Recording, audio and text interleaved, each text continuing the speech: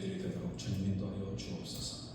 오늘도 하나님 전하는 자와 듣는 이들 모두가 함께 은혜 받을 수 있도록 성삼위 하나님 이 시간 좌정하시고 우리 가운데 임하여 주옵소서. 저는 함께 하시길 원하는 예수님의 이름으로 기도드립니다.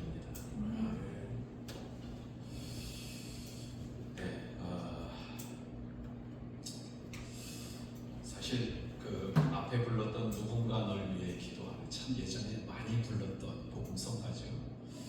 어느 순간 지나고 나니까요, 이 복음성가를 부를 때마다 그렇게 눈물이 나더라고요. 저는 세상에 부모님 외에 아무도 없다고 생각했는데 이 복음성가를 부르면서 예수님이 항상 나를 위해서 하나님께 기도하고 계신다고 하는 이 부분이 참 그렇게 은혜로울 수가 없었어요. 참 이 찬양 부를 때마다 좋았는데 제가 이번에 이걸 생각을 못하고 있는데 안식구가 저보고 이거를 추천을 하더라고요. 오늘 기도에 대한 설교를 좀 하려고 그랬는데 이제 먼저 미리 아니까 PPT를 만들어놨고 이 찬양을 추천을 해서 참 어렵게 잘 불렀습니다. 그죠? 여러분들도 혹여 생활하시다가 혼자라고 생각이 드실 때마다 이 찬양을 한번 불러보세요. 절대 여러분이 홀로 서지 않았다는 걸 알게 되시고 깨닫게 되실 겁니다. 또 삶에서 힘든 부분들이 있을 때마다 이 찬양 부르면서 기도 한번 해보세요. 하나님이 여러분들에게 큰 위로로 함께 하실 거라고 믿습니다. 제가 이번 주 설교를 준비를 하면서 들었던 생각 가운데 하나가 뭐냐면 이 땅에 지금 벌어지고 있는 일들에 대한 안타까움이었습니다. 그죠? 몇 년 전까지만 하더라도 그래도 전쟁 없이 세상이 고요하고 평온하게 그렇게 살아가길래 이제 모든 세상의 어려운 일들, 전쟁이나 이런 것들은 끝났겠구나. 그러면 아프리카에 그렇게 먹을 것이 없어서 굶주리는 영혼들을 위해서 그들을 좀 살게 해주면 좋겠다. 이 고민 한 가지만 가지고 살았거든요. 근데 어느 날 갑자기 러시아가 우크라이나를 폭격하더니 또 이스라엘이 레바논인가 어딘가 시리아인가 하고 또 전쟁이 벌어지더니, 그죠? 그 다음에 또 미국이 합세해서 이란과의 전쟁이 막 벌어지고 이래요. 자, 그리고 또 하나는 이 땅에 지진들이 참 많이 발생을 해요. 지금 LA에 대지진이 예고된 거 아세요? LA의 위험도가 지금 점점 높아지고 있다고 해요. 그래서 그걸 걱정하는 사람들이 참 많이 늘어나고 있는 상황인데, 이런 지진의 모습, 또 지진이라고 하면 그건 예고편이니까 그렇지만 일본에서만도 지진이 6.7, 6.8 이렇게 나더니 한 번은 7.4의 강도와 함께 해일이 일어나서 온 나라를 쑥대밭으로 만들었던 기억이 있습니다. 그죠? 뿐만 아니라 우리나라에도 경주와 포항 인근에 아주 작은 지진이지만 지진이 발생한 것을 보게 돼요. 자, 여러분, 제가 왜 이런 말씀을 드릴까요? 이유는 딱 한 가지입니다. 이런 모습을 보면서 세상이 이런 시대가 되었구나 라고 생각하시라는 것이 아니라, 이런 뉴스를 접할 때는 하나님이 오늘도 저거 가지고 기도하라고 말씀하시는구나 라고 생각하시라는 겁니다. 믿는 사람들에게 그런 위급한 상황, 위험한 상황을 보면서 유일하게 해야 될 일이 있다고 한다면 그것은 바로 기도라고 하는 걸 잊지 마시기 바랍니다. 자, 그래서 오늘 기도에 대한 얘기도 조금 더 해볼 건데요. 디모데전서 2장 1절에 보면 기도에 대해서 이렇게 얘기합니다. 기도에는 간구, 기도, 도고, 그리고 감사가 있다라고 말씀하세요. 이거는요, 기도의 분류를 의미해요. 기도 안에 어떤 내용들이 있는가를 분석하는 건데, 첫 번째는요, 간구라고 하는 내용이 있어요. 간구하다라고 하는 말은 나의 소망을 하나님께 아뢰는 것을 말합니다. 내가 기도해야 될 제목들 가지고 하나님 앞에 기도하는 거예요. 그런데 여기까지만 보면 세상 다른 종교하고 다를 게 아무것도 없어요. 그죠?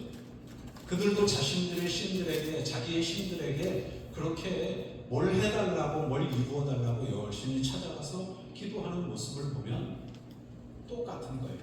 그런데요, 기독교에서 다른 게 있습니다. 간구할 때 내가 열심히 간구해서 구하지만 우리에게는 어떤 의도가 남아있어야 되는 거예요? 내 뜻대로 안 돼도 하나님의 주권에 맡겨 드리겠습니다라고 하는 의도가 그 안에 담겨 있어야 한다는 거예요. 예수님의 기도 속에서 여러분 그런 모습을 보죠.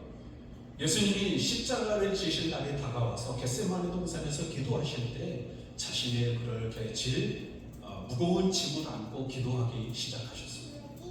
그런데 기도를 다 하고 나서 하나님 앞에 마지막으로 마무리하면서 기도하는 게 뭐였어요? 어떤 기도였어요? 아버지요, 내 뜻대로 마옵시고 누구의 뜻대로? 아버지의 뜻대로 되기를 원하나이다 라고 말하면서 하나님의 뜻을 간구하는 모습을 보게 됩니다. 우리의 간구함 역시 우리가 드리는 일반적으로 얘기할 때 기도 역시도 이런 부분이 포함되어져 있어야 한다.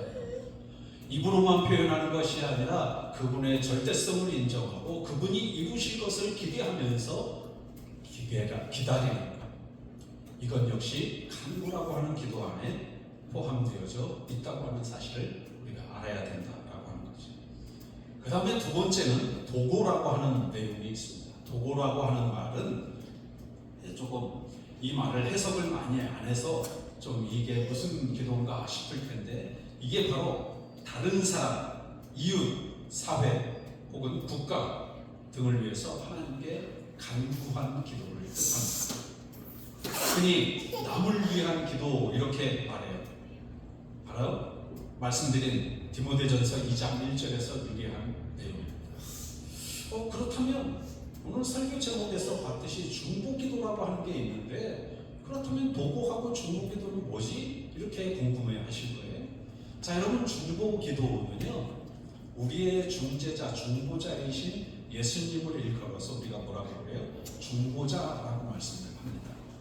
그렇기 때문에 그분만이 중보자이시고 중보라고 하는 단어를 우리가 사용할 수 있기 때문에 일반적으로 신학계에서는 중보기도라고 하는 말을 쓰지 않습니다. 그 대신 어떤 말을 써야 한다는 거예요? 도고라고 하는 말을 써야 한다는 거예요. 그래서 중보라고 하는 단어는 바로 하나님과 사람 사이의 유일한 중보자이신 예수 그리스도에게만 해당하기 때문에 중보라고 하는 단어를 사용하지 않기 때문에 중보기도라는 말을 원래는 쓰지 않아야 된다라고 하는 거예요. 그런데 일상적으로 우리가 남을 위해서 기도할 때는 뭐라고 얘기하죠? 표현하죠? 요즘은 그냥 중보기도 한다 이렇게 표현을 해요.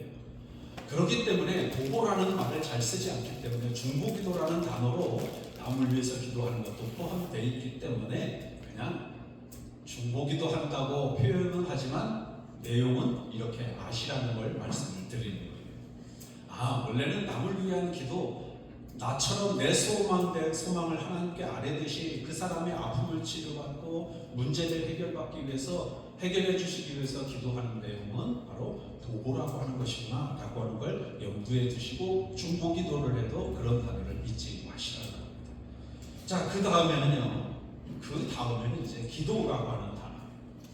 자, 제가 지금 기도라고 하는 단어를 말씀을 드렸는데 또 다시 기도라고 하는 단어가 나왔어요. 그죠? 그렇다면 여기에서 말하는 기도는 뭘까요? 여러분들이 일반적으로 생각하는 기도를 어떻게 생각하고 계세요? 아마도 모르긴 몰라도 간구하다에 그 간구라고 하는 내용으로 많이 이해하고 계신 겁니다.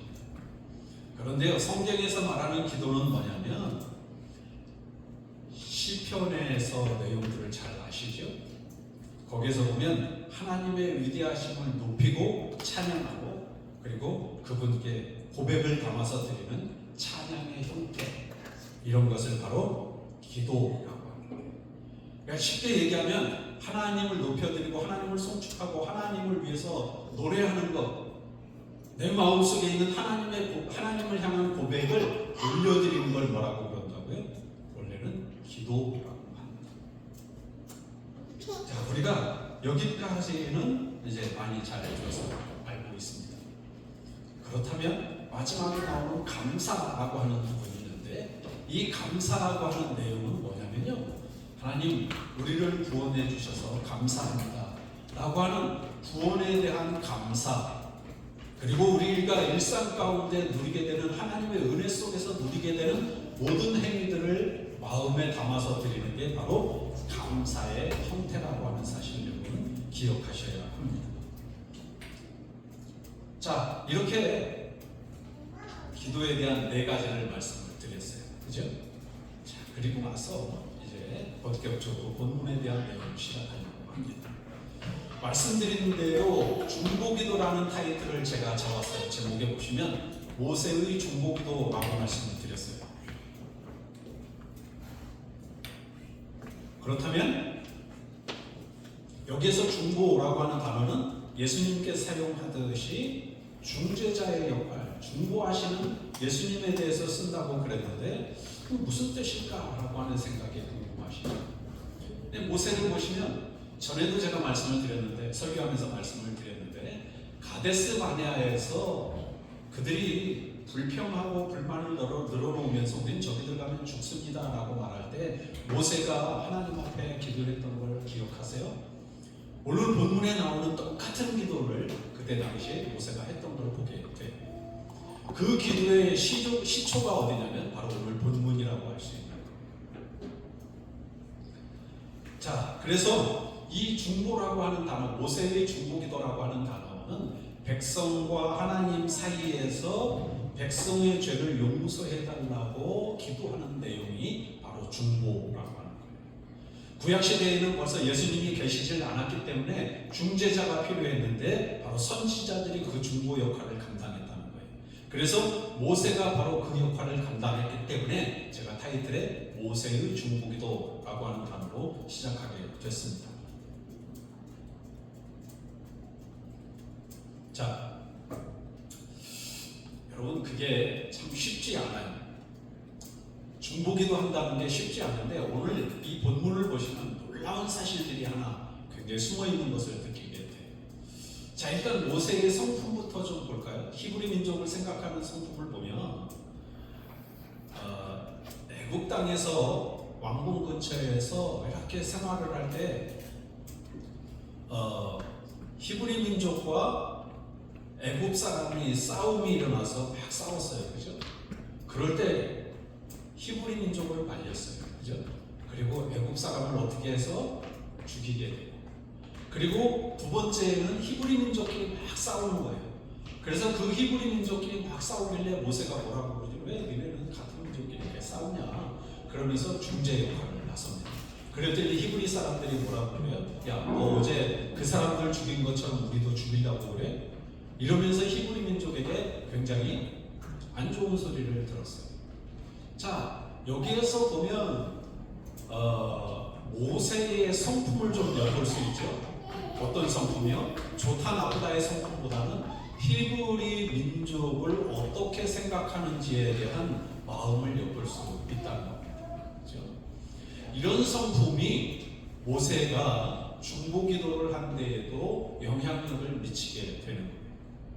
자, 그렇다면 오늘 본문에 있는 말씀을 우리가 좀 보면서 모세가 하나님께 드린 기도가 어떤 것이었고 하나님 앞에 중재한 것이 어떤 내용이었는지를 좀 먼저 보겠습니다.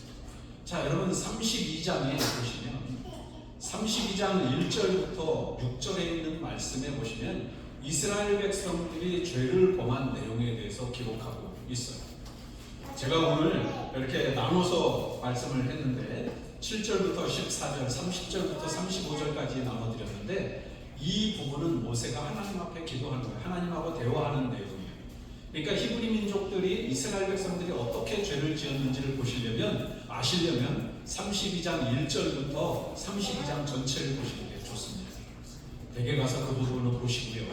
자, 1절부터 6절에 있는 말씀까지가 바로 이스라엘이 범한 죄인데 그 죄에 대한 것을 7절의 말씀에 하나님이 모세를 부르셔서 모세에게 십계명, 계명을 주시고 그들에게 법을, 하나님의 말씀을 주시기 위해서 모세를 부르셨습니다. 시내산이고요. 그리고 모세에게 이제 다 만들어서 주시면서 이제 내려갈 것을 말씀하시는데, 그때 히브리 민족이, 이스라엘 백성들이 어떻게 했냐면 40일 동안 아무리 시간이 기다려도, 시간이 지나도 모세라는 지도자가 내려올 생각을 안 하는 거예요. 자신들의 눈에 보이지를 않는 거예요.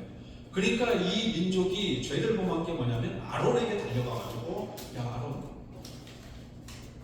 아니 모세는 지금 어디 갔는지 온데 간 데도 없고 보이지도 않는데 우리 하나님이라고 불려지는 신을 하나 만들자. 그러니까 그 얘기를 하니까 아론이 제사장인데 그걸 받아들여요. 일단 이거부터 어이가 없죠. 이 부분부터. 자, 아론이 그 얘기를 듣고 얘기합니다. 백성들한테. 그렇다면 얘네들 가서 귀걸이, 반지, 목걸이 할 것 없이 금이라고 되어 있는 금은 다 갖고 와. 이렇게 얘기를 하는 거예요. 그래서 백성들이 또 가가지고 그 금을 다 모아다가 아론한테 갖다 줍니다. 그리고 그걸 녹여가지고 뭘 만들었어요? 송아지 형상을 만들었어요. 만들어서 아론이 그걸 지켜들면서 이 신이 바로 하나님이다. 우리를 애굽 땅에서부터 이곳까지 인도하신 신이 바로 이 신이다라고 하면서 그곳에서 우상을 만들고 그런 죄를 범하는 거예요. 자, 모세는 알아요, 몰라요? 모르죠. 왜요? 하나님하고 대면하고 있기 때문에 모세는 알 턱이 없습니다. 그런데 하나님이 모세를 향해서 그 부분을 말씀하시는 거야. 네 백성들이 지금 죄를 짓고 있다. 하지 말아야 할 일을 하고 있는데 그런 일을 하고 있네. 모세한테 하나님이 말씀하시는 거예요. 그러면서 첫 번째 모세가 그 히브리 민족의 죄를 정면으로 받아들이는 마음가짐을 갖습니다. 자세를 갖습니다. 자, 히브리 민족이 이제 그런 죄를 지었다는 걸 모세가 듣고 나서, 그죠? 모세가 들었습니다. 그리고 그 죄를 가지고 이제 마음에 담고 모세가 하나님이 주신 율법을 들고 내려갔어요.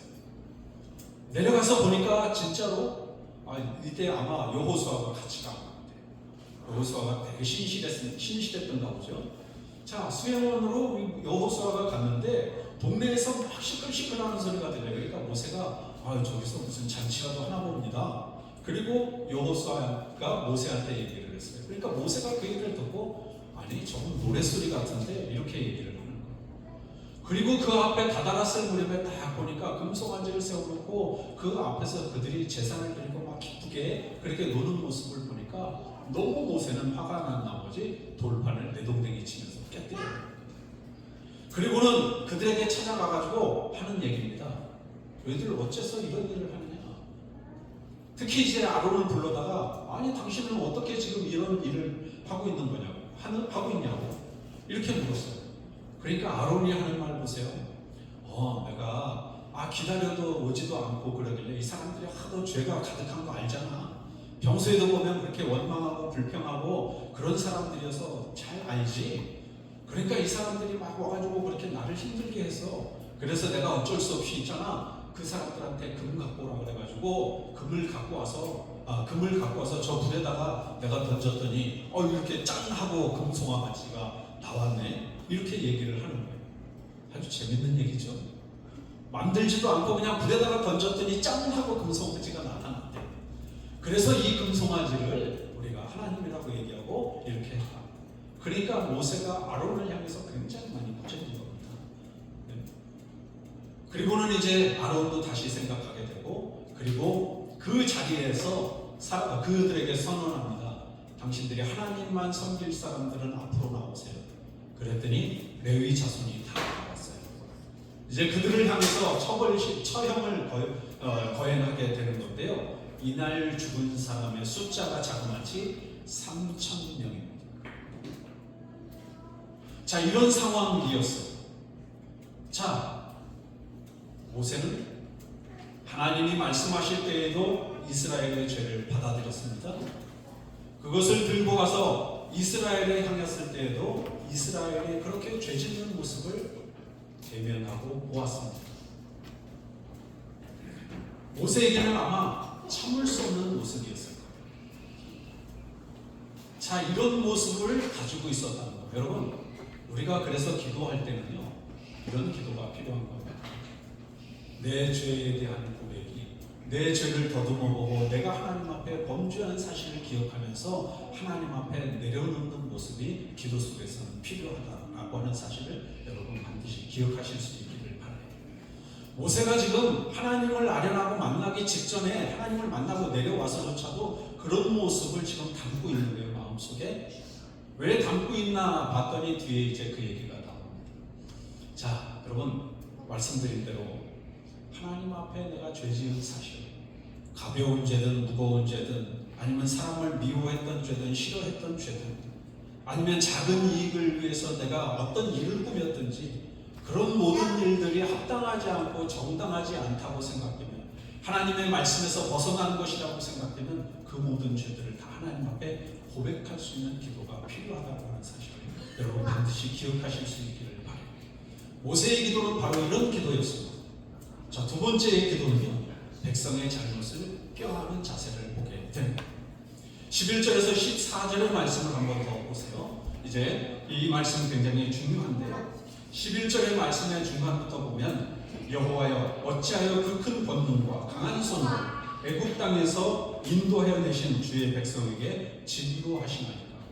아니, 하나님 왜 이렇게 화를 내세요? 좀 참으세요. 우리 표현으로 얘기하면 좀 참으세요. 이런 말씀이 11절의 말씀입니다. 자, 그 다음에 12절 보세요. 애굽 사람들이 이르기를 여호와가 자기의 백성을 산에서 죽이고 지면에서 진멸하려는 악한 의도로 인도해 내었다고 말하게 하시려 하나이까. 자, 이 얘기는 무슨 뜻이냐면요, 애굽 사람들이 히브리 민족을 내보냈잖아요, 그죠? 그러니까 애굽 사람들은 지금 이 이스라엘 백성들을 어떻게 하고 있겠어요? 주목하고 지켜보지 않겠어요? 니네들이 잘 되나 보자, 우리나라 떠나가지고 어디 잘 사나 두고 보자, 이러면서 벼르고 있는 것 아니겠어요? 이 사실을 하나님께 얘기하는, 말씀드리는 거죠. 하나님, 그러면서 하나님은 능력이 없다고 저 사람들이 그렇게 말할 거 아닙니까? 우리 표현으로 얘기하면 이런 거예요. 하나님의 능력을 저 사람들이 무시할 텐데 그거 어떻게 들으시려고 그러십니까? 그러니까 하나님 참으시면 안 돼요. 이 말씀이 바로 12절에 있는 말씀이에요. 자, 이렇게 고백하고 나서 이렇게 말씀을 드렸더니 12절 후반부에 보시면 뭐라고 말씀하냐면 주의 맹렬한 노를 그치시고 뜻을 돌이키사 주의 백성에게 이 화를 내리지 마옵소서.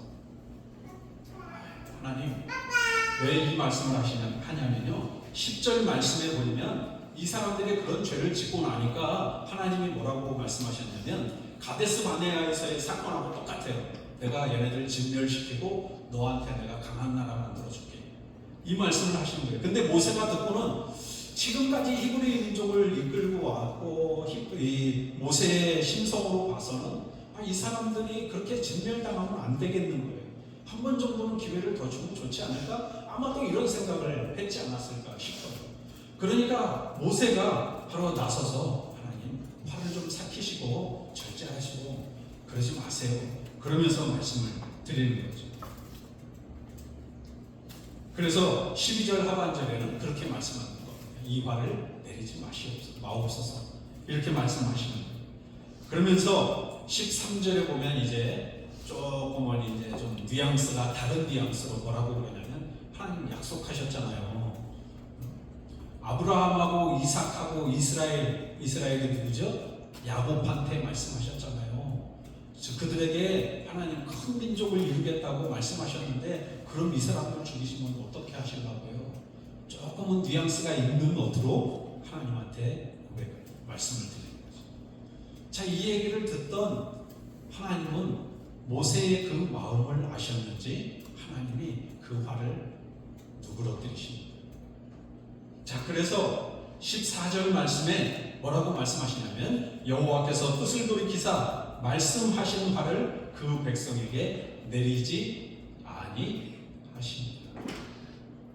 하나님이 모세가 그렇게 기도하는 내용을 보고 참으셨다는 거예요. 그들을 멸할 자리에서 다시 생존할 수 있는 자리로 바꾸셨다는 거예요. 누구 때문에요? 모세라고 하는 한 사람 때문에. 여러분 이 점을 기억하셔야 돼요.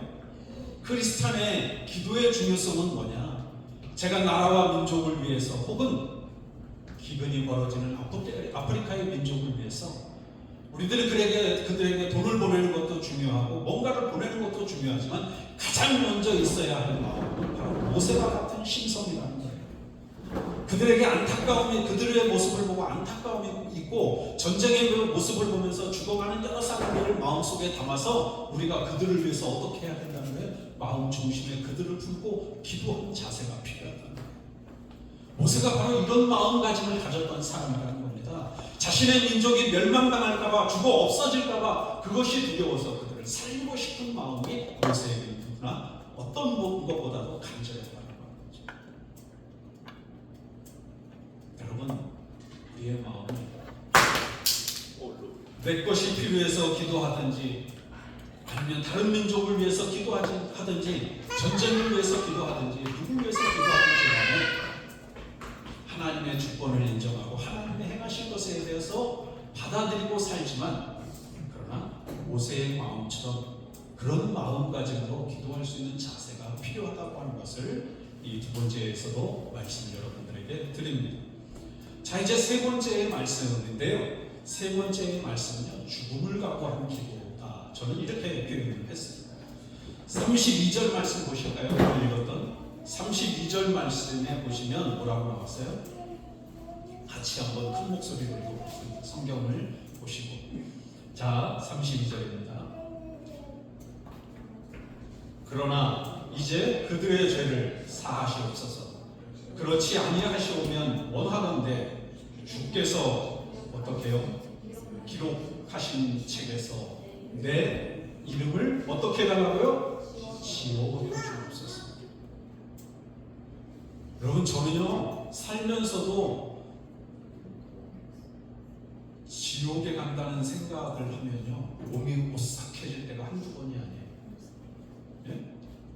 그런데 모세라고 하는 사람은 하나님을 만났으니까 어떤 곳인지, 천국과 지옥이 어떤 곳인지 누구보다도 잘 알 것 아니겠어요? 그렇다면 하나님의 생명책에서 이름이 지워진다면 어디를 간다는 얘기예요? 하나님의 기록에서 없어진다는 건 곧 다시 말하면 그냥 곧장 지옥으로 간다. 모세의 마음에서는 그런 게 지금 중요한 게 아니라는 걸 하나님한테 말씀드리고 있는 거예요. 하나님, 제가 제 이름이 생명책에서 지워져도 상관없습니다. 그러니까 저들을 좀 살려주시고 구원해 주십시오라고 하는 간절함을 담아서 하나님 앞에 기도하고 있다는 거예요. 자신의 모든 것을 다 내어주면서까지 하는 죽음을 각오한 기도가 모세의 기도였다고 하는 사실을 우리들이 아셔야 합니다. 자신의 죄도 아니었습니다. 백성들이 지은 죄임에도 불구하고 모세는 그 책임감을 마음에 가지고, 그리고 그들을 구원하고 그들을 살려내기 위해서 모세는 하나님 앞에 이렇게 간구했던, 이렇게 간절하게 기도했던 모습을 우리가 발견하게 되는 거죠. 여러분, 우리가 기도할 때 적어도 모세처럼 이런 각오로 기도해야 한다고 하는 사실을 잊지 마시기를 바랍니다. 모세가 나라를 살리기 위해서, 나라를 구하기 위해서 작정하고 나서서 자신의 이름이 생명책에서 지워지고 지옥 형벌에 떨어져도 아무런 상관이 없으니 저들을 구원했으면 좋겠다라고 하는 마음을 하나님이 누구보다도 잘 아셨다는 걸 여러분 기억하시면 좋겠어요. 그래서 우리가 헌신하든 어떤 노력을 하든 교회를 위해서 하든 하나님 앞에서 하든 그런 마음가짐으로 오직 하나님이 받으셨으면 좋겠다라고 하는 마음가짐으로 그분을 위해서 일하고 헌신할 때 하나님은 그 일을 기쁘게 받으신다고 하는 사실을 여러분 모두가 기억하셨으면 좋겠습니다. 자, 여러분, 오늘 이 세 가지의 기도를 말씀을 드렸어요. 우리가 간구하는 기도를 하든지 내 개인의 기도를 하든지 도구라고 하는 다른 사람을 위해서 혹은 다른 민족을 위해서 기도하든지 아니면 이웃의 누군가를 위해서 기도할 때 모습이 어때야 된다고요? 내 마음을 선하게 만들어서 선한 마음가짐으로 그들을 위해서 하나님 앞에 헌신하는 마음으로 기도할 때 하나님은 그 사실에 응답하신다고 하는 사실을 반드시 기억하실 수 있기를 바랍니다. 또한 뿐만 아니라 반드시 기억하셔야 할 것은 내가 내 문제를 위해서 기도하고 다른 사람들을 위해서 기도하지만 그 뜻은 내가 원하는 기도대로가 아니라 하나님이 뜻하신 바에 의해서 이루어지기를 원하는 마음으로 기도해야 한다고 하는 사실을 여러분 반드시 기억하시길 바랍니다. 이 마지막 시대에 우리에게 반드시 필요한 마음가짐이 바로 이거라고 생각해요.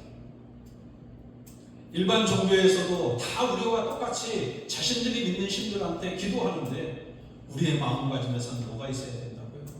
하나님을 그런 마음가짐으로 하나님이 이루시기를 기대하는 마음으로 기도하는 거예요. 내 뜻이 아니라 내가 이렇게 기도하지만 하나님이 선하신 방법대로 이루어지시기를 원하는 마음가짐으로 기도하는 거예요. 이런 삶을 살아갈 때 참된 그리스도인의 모습을 발견할 수 있다고 하는 사실을 여러분 모두가 기억하시고 믿음 안에서 언제나 하나님이 원하시는 뜻대로 그렇게 살아낼 수 있는 믿음의 사람들 되시기를 주님의 이름으로 축복합니다. 기도하겠습니다. 사랑의 하나님, 저희들에게 귀한 말씀 들려주심을 감사합니다. 자신이 지옥불에 떨어질 각오까지 하면서 하나님 앞에 민족의 죄를 용서해달라고 하는 간절한 요청을 드렸던 모세의 마음, 우리의 마음이 되도록 주님 인도하여 주셔서 언제나 하나님의 선하심을 바라보게 하시고 하나님의 뜻을 바라보며 살아가는 귀한 은혜가 우리 가운데 임하도록 역사해 주옵소서. 예수님의 이름으로 기도드립니다. 아멘. 찬송가 364장